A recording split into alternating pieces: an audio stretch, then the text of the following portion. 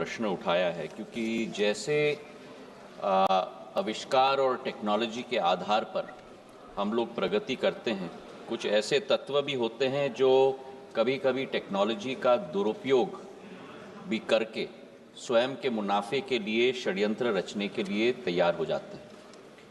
ये विषय गृह मंत्रालय के अधीन आता है और दूरसंचार मंत्रालय गृह मंत्रालय के साथ मिलकर ऐसे तत्वों का मुकाबला, और मैं तो ये कहूँगा कि ये एक युद्ध है ऐसे तत्वों के विरुद्ध, और दूरसंचार मंत्रालय ने गृह मंत्रालय के साथ मिलकर 4 या 5 कदम मुख्य रूप से हम लोग ने उठाए हैं।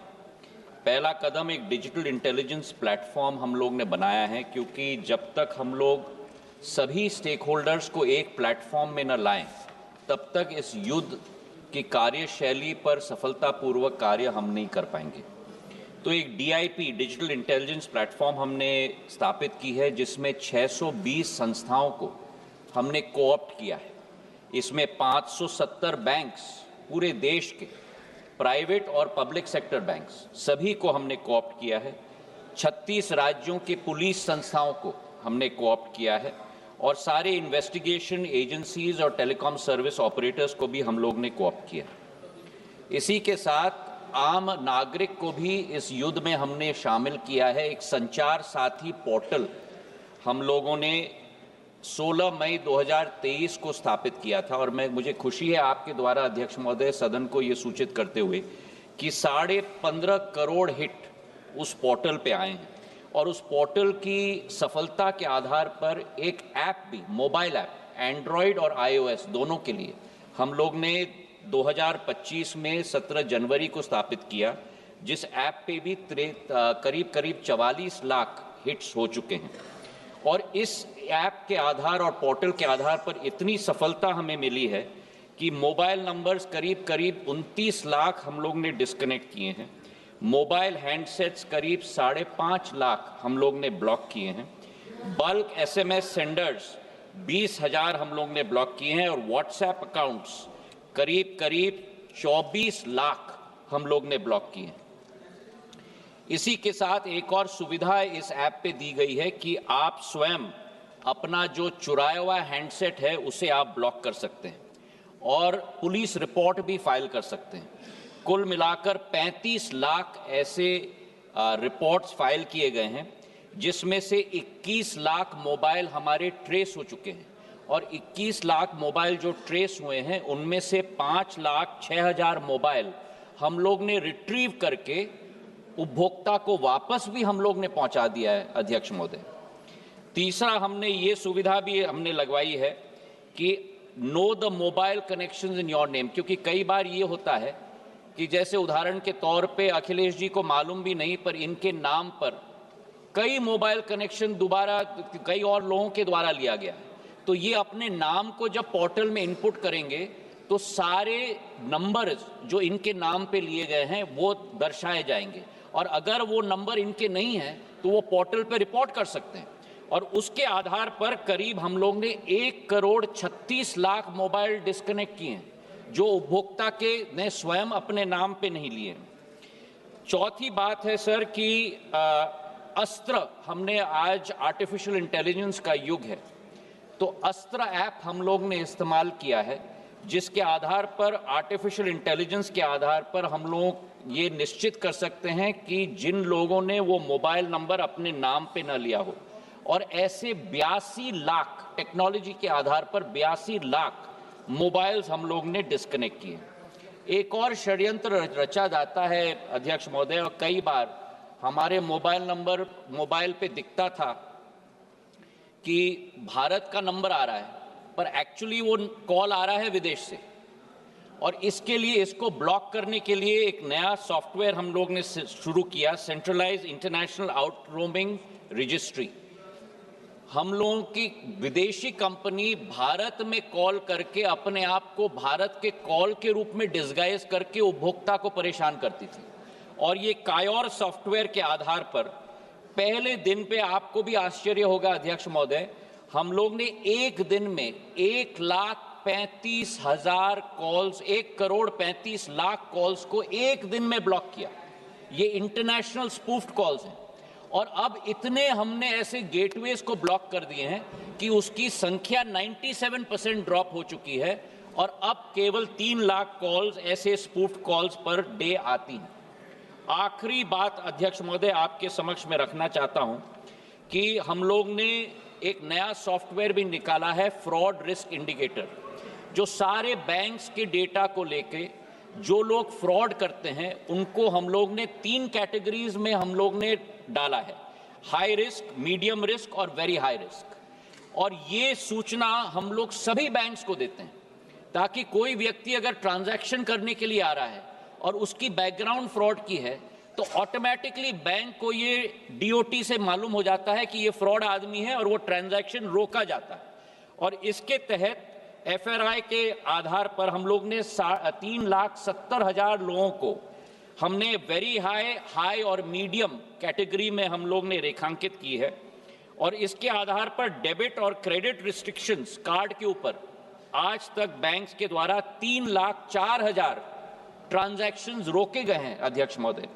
और बैंक अकाउंट्स कुल मिलाकर 1,55,000 बैंक अकाउंट्स रोके गए हैं। और आज आपके द्वारा सदन को सूचित करते हुए मुझे खुशी है कि रिजर्व बैंक ऑफ इंडिया ने fraud risk indicator software DOT का रिकॉग्नाइज किया है और सभी बैंक्स को आदेशित किया है कि एफआरआई सॉफ्टवेयर को वो भी अपने सिस्टम में डालें ताकि लोगों की पूंजी को हम लोग प्रोटेक्ट कर पाए। Member supplementary. धन्यवाद मंत्री जी। मेरा आपसे जानना है, विशेष रूप से कुछ दक्षिण पूर्व एशियाई देशों से भारत के बाहर से आने वाली फर्जी कॉलों की समस्या से निपटने के लिए दूरसंचार विभाग क्या कदम उठा रहा है? साथ ही साथ डिजिटल साक्षरता एवं साइबर सुरक्षा के लिए सरकार के द्वारा क्या कदम उठाए गए हैं? अध्यक्ष महोदय, मैं बधाई देना चाहता हूं सांसद महोदय को कि उनको इतनी बारीकी की सूचना है, क्योंकि एक्चुअली साउथ ईस्ट एशियन देशों से बहुत सारे हमारे, जैसे मैंने प्राथमिकता में ही कहा, हमारे इनका मध्य प्रदेश के तो सांसद जी, सांसद मध्य प्रदेश के हैं ना वे? सांसद मध्य प्रदेश के हैं और सांसद छिंदवाड़ा के हैं।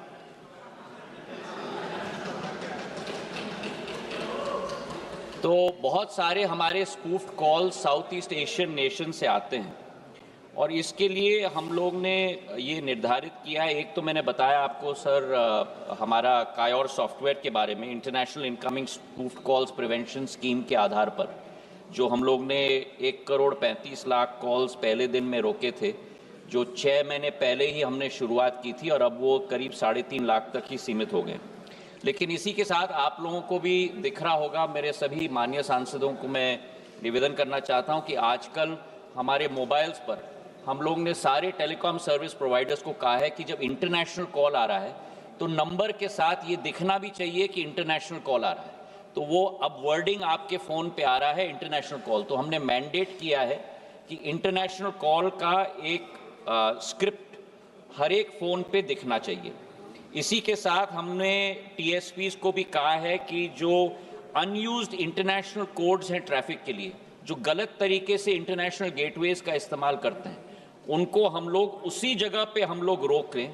और 300 ऐसे कैरियर्स को हमने पूरे देश के अंदर टीएसपीज़ के द्वारा रोक दिए हैं गेटवे पे ही, जिसके आधार पर ये इंटरनेशनल स्पूफ कॉल्स अब घट चुके हैं।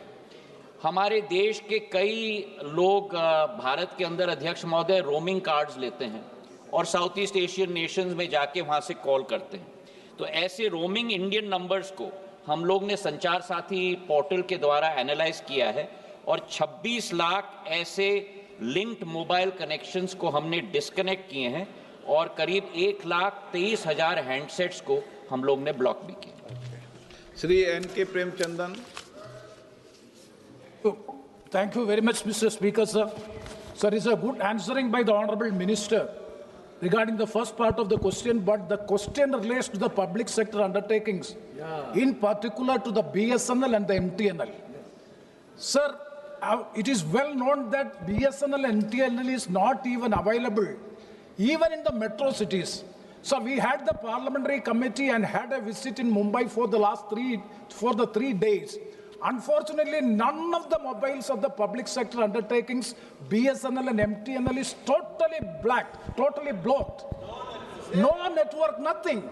So after 32 years, with a heavy heart, a person like me has to shift to a private service provider so as to get the calls. This is the situation prevailing. So my question is, अभी क्या था आपका? Sir, my question is regarding the fraudulent crimes, have any assessment regarding the fraudulent crimes in respect of the BSNL and MTNL? And as far as the private service providers are concerned, and also what is the status of the BSNL and MTNL as far as the 4G and 5G is concerned? So far, as far as 4G and 5G, MTNL is not going with the 4G and 5G. So what is the status position of the MTNL, also BSNL, regarding the improving the efficiency and preventing the fraud when compared to the private service providers? Thank you very much, sir. Sir, first of all, my senior colleague and good friend, Prem Chandan ji, has an innate ability of staying on the question and then going off the question and coming back to the question. But I want to address his concern even though it's not related to the question at all. As far as cybercrime and cyber fraud is concerned, I have given a very detailed answer on the floor of this House, and as you always have mentioned, Speaker Sir, that we should not be repetitive in our answers, so I will not belabor the point. But Prem Chandan ji has taken a segue and raised the issue of BSNL and MTNL, and I'd like to answer that fairly and squarely. Sir, BSNL and MTNL, thanks to the vision of Prime Minister Narendra Modi and the 3.22 lakh crore packages that have been given over the last 3 years, are today back on the road to recovery. We have increased our number of customers from consumers from 8.55 crore to 9.1 crore over the last fiscal. I have myself, as you may have read in the newspapers, Prem Chandan ji, for the first time in the history of the telecom industry, I have taken a full day review along with MOS Pemasani ji of all 32 circles of BSNL, each and every chief general manager. We are now presenting a business plan not as BSNL in totality, but we are looking at each business circle, all 3 of our verticals, consumer mobility, CFA, enterprise business, and preparing a business plan, and your vertical business plan may be very different from my vertical business plan depending on our geographies. So we are working with all CGMs. We are creating an open environment where new ideas and innovative ideas are coming to the fore. We are creating an environment where exchange of best practices are coming to the fore. And as far as the question with regard to the network is concerned, I want to assure you, India has today posed an Atmanirbhar solution. There are only 4 equipment manufacturers in the world, and this will be of great concern to someone like you, who is very, very key and very attentive driven based on our Indian products. There are only 4 manufacturers of telecom equipments in the world. There's South Korea, there's China, there's Finland, and there's Denmark. For the first time in the history of the world, not history of India, India has come up with its own 4G stack thanks to the direction given by the Prime Minister Narendra Modi of India. Our own 4G stack of our core software, made, again you'll be very happy, made by a public sector undertaking, CDOT, the first time in the history of the world. And the RAN, the Random Access Network, which is the towers that you see, are being made by Tejas, a private sector company, and CDOT, and the SI, System Integrators TCS. 95,000 towers have been mandated, 20,000 crores of capex has been done. Out of the 95,000 towers, today 75,000 towers are up and radiating.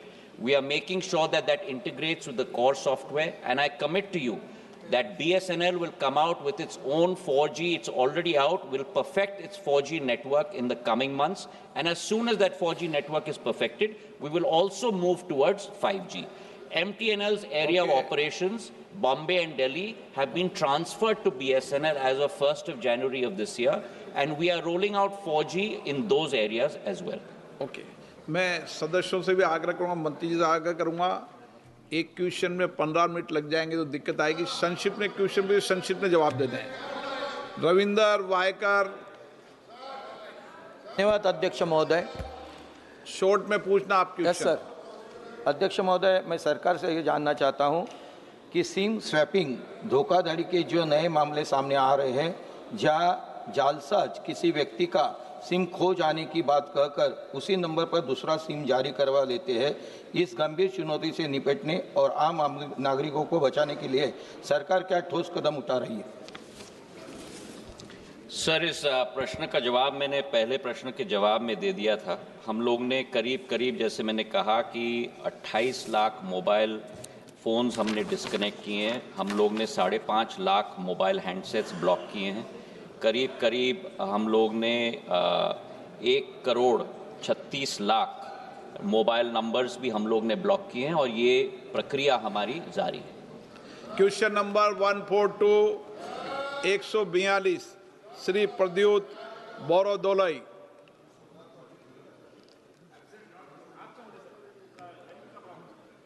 माननीय मंत्री जी, माननीय गौरव गोगोई। धन्यवाद अध्यक्ष महोदय। मैं ये प्रश्न कोयला से है और जो कोयला वेस्ट होता है तिनसुकिया में, तो मैं बस इतना ही पूछना चाहता हूं कि क्या सरकार को पता है कि इस वर्ष के 25 अप्रैल को इन्फोर्समेंट डायरेक्टरेट ने एक प्रेस रिलीज निकाला, जिस प्रेस रिलीज में उन्होंने इस बात का व्याकरण